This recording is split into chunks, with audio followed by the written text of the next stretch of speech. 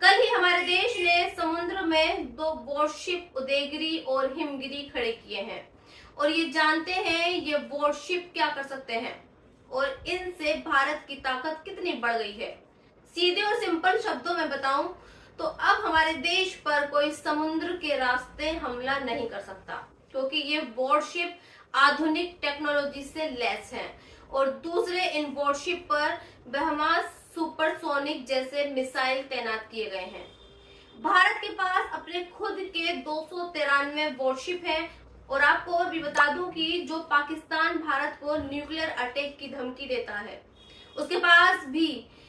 पास एक भी भारत जैसा वॉरशिप नहीं है। सोचिए, आज अगर भारत चाहे तो समुद्र के रास्ते जब चाहे पाकिस्तान को बर्बाद कर सकता है और इसलिए आज भारत पर कोई भी पड़ोसी मुल्क अटैक करने की सोचता भी नहीं है।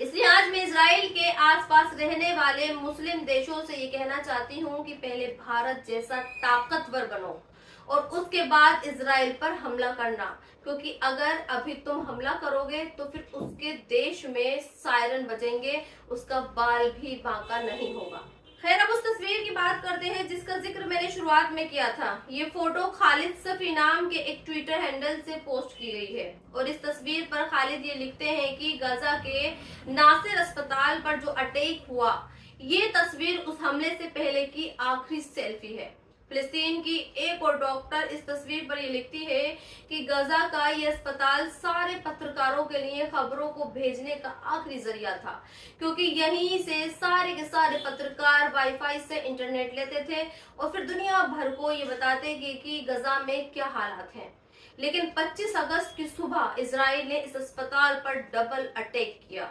और इन पत्रकारों को हमास का आतंकवादी बताते हुए इन्हें मार डाला।